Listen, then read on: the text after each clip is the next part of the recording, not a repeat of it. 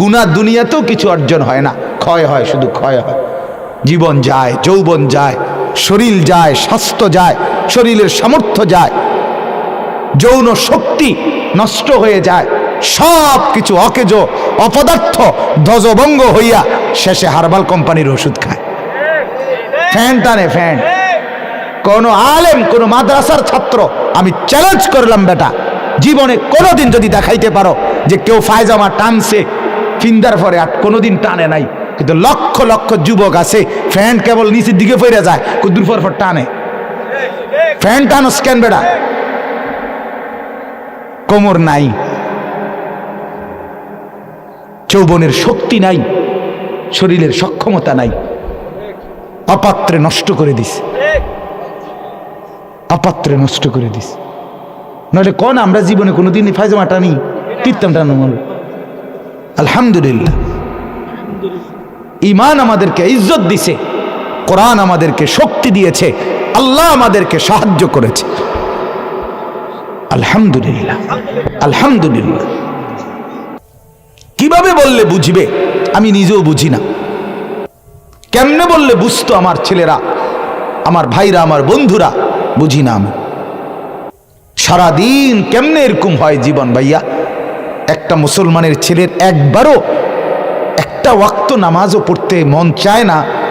এতগুলো মসজিদের মাইকের আজান শুনে তার কলিজার ভিতরে একটা নড়ে চড়ে না, কপালের মধ্যে একটা ভাঁজ পড়ে না, বিবেকের মধ্যে একটু দংশন অনুভূত হয় না যে আমি একটা মুসলমান, আমার সেজদা দেওয়া উচিত।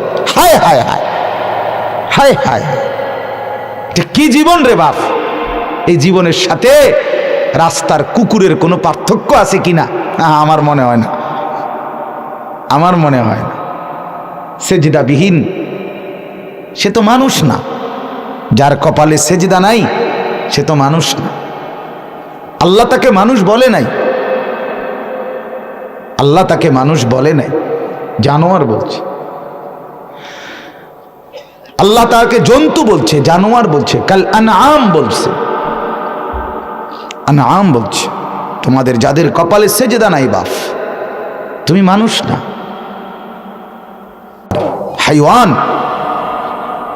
ফজরের নামাজ না পড়ে তোমরা যারা ঘুমাও, রাস্তার কুত্তার সাথে তোমারে মিলায় দেখো, কোনো পার্থক্য মনে হয় না। হ্যাঁ হ্যাঁ, মিলায় দেখো। হাসি দিয়ে উড়াই দিও না, মজাক করে জিন্দিগি উড়াই দিও না। জীবনের শেষ আছে, যৌবনের সমাপ্তি আছে। 30 বছরে নিশ্চিত 60 বছরে রূপান্তর হবে, হবে কি না বলেন? প্রতি শনিবার রবিবার হয়নি? কথা বলেন না। প্রত্যেক রবিবার সোমবার হয় কি না বলেন? জানুয়ারি ফেব্রুয়ারি হয় কি না? তাহলে তোমার হায়াতেরও শেষ আছে, তোমার যৌবনেরও শেষ আছে, তোমার শক্তি সামর্থ্যেরও শেষ আছে। আমি তো প্রায় প্রতিদিন বলি, আজ থেকে 10 বছর আগে, 5 বছর আগে আমি বয়ান করতে গিয়ে নিজেই শক্তি অনুভব করতাম, আজ তো তা নাই। আজ মনে হয় হায়, বয়ান থেকে নাইমা ঠান্ডা ফ্রিজের আমি আস্তা 7 আপের বোতল আর আধা লিটার 1 লিটার খাইতাম, সেই আমি একটা আপেল, 1 পিস আপেল মুখে দিলেও আমার কাশি উঠে যায়। কোথায় গেল সেই শক্তি? কি বাপ, কোথায় গেল? হারিয়ে গেল। কোথায় সেই যৌবন? আমি তো বুড়া হই নাই এখনো, কিন্তু সেই শক্তি কোথায়? এজন্য দেখতে দেখতে ফুরায়া যাবে, দেখতে দেখতেই রাত ভোর হয়ে যাবে, দেখতে দেখতেই দিন অন্ধকার হয়ে যাবে।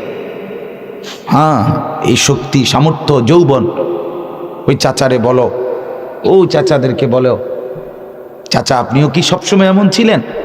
বলবে না চাচা, বাতিজা তোমার মতো আমিও একদিন ছিলাম, তোমার মতো আমিও ছুটতাম, দৌড়াইতাম, ফুর্তি করতাম, হাঁটতাম।